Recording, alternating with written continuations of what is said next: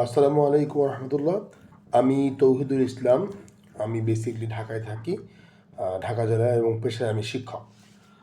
সাম্প্রতিক সময়ে চিকিৎসা ফাউন্ডেশন কর্তৃক আয়োজিত mind and mental stress controlling কোর্সের একজন প্রশিক্ষণার্থী ছিলাম, এবং এই কোর্সে আমার রোল নাম্বার হচ্ছে 10-25-18, অর্থাৎ বাংলায় বললে 10, 25 এবং 18। এই কোর্সে আমার যে প্রশিক্ষক তিনি ছিলেন ডক্টর পবিত্র কুমার শীল স্যার। তার জ্ঞানগর্ভ ক্লাস এবং তার পাংচুয়াল বা যে টাইমিং, যে সময় তিনি ক্লাস দিয়েছেন, এবং প্রায় সব সময় তিনি ক্লাসগুলো সুন্দরভাবে কন্ডাক্ট করেছেন। এবং এই ক্লাসগুলোতে তিনি কিছু প্র্যাকটিক্যাল বা রিয়েল লাইফ এক্সাম্পল দিয়ে এই কোর্সে আমাদের বিভিন্ন বিষয়ে তিনি পড়িয়েছেন, বা সেগুলো সম্পর্কে আমাদের নলেজ বিল্ড আপের চেষ্টা করেছেন। আর সেজন্য আমি আমার স্যারকে অভিনন্দন জানাচ্ছি, ধন্যবাদ জ্ঞাপন করছি। আমি আজকে আমার এই প্রেজেন্টেশনে, এই কোর্সে যে বিষয় নিয়ে কথা বলতে চাচ্ছি সেটি হচ্ছে মানসিক চাপ।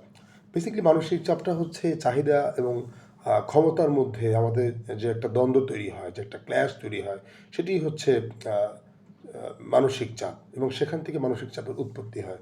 তবে অনেক ক্ষেত্রে আমরা অনেক কাজ সময় মতো করতে পারি না, বা কারো উপরে কোনো মতামত চাপিয়ে দিই, অথবা আমরা কোনো কোনো ক্ষেত্রে স্বাধীনভাবে আমার যে মতামত, সেই মতামতটাকে ব্যক্ত করতে পারি না। এই সব কিছু থেকে কিন্তু মানসিক চাপের উৎপত্তি হয়।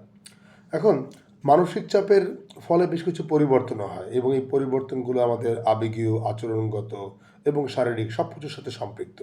যেমন ইনসমনিয়া বা ঘুমের একটা ঘাটতি তৈরি হয়, মাথা ব্যথা, বুকে ব্যথা, বিষণ্ণতা, হতাশা, অমনোযোগিতা, অনীহা, এবং অনেক ক্ষেত্রে আমরা অনেক কিছু ভুলে যাই। এই যে সব কিছুই কিন্তু এই মানসিক চাপের ফলেই হয়ে থাকে।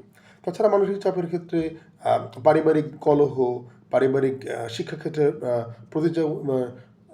প্রতিযোগিতামূলক যে মানসিকতা, এবং পারিপার্শ্বিক বিভিন্ন পরিবেশ পরিস্থিতি সব কিছু আমাদেরকে এই মানসিক চাপের মধ্যে ফেলে দিতে পারে। যেমন অনেক ক্ষেত্রে শব্দ দূষণ, বায়ু দূষণ, অথবা অপরিচ্ছন্ন পরিবেশ, এগুলো সেখানে একটা বড় ধরনের উদ্বেগ বা মানসিক আহ, যে যে ভারসাম্যহীনতা, মানসিক চাপ তৈরি করে।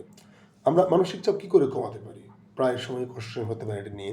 মানসিক চাপ কমানোর ক্ষেত্রে আমরা নিয়মিত ব্যায়াম করতে পারি, বাইরে হাঁটতে যেতে পারি, বই পড়তে পারি, পর্যাপ্ত ঘুমাতে পারি, এবং একই সঙ্গে আমরা যদি কারোর সাথে আমাদের মানসিক সমস্যাগুলো শেয়ার করি, সেক্ষেত্রেও আমাদের এই মানসিক সমস্যাগুলো আমরা দূর করতে পারি।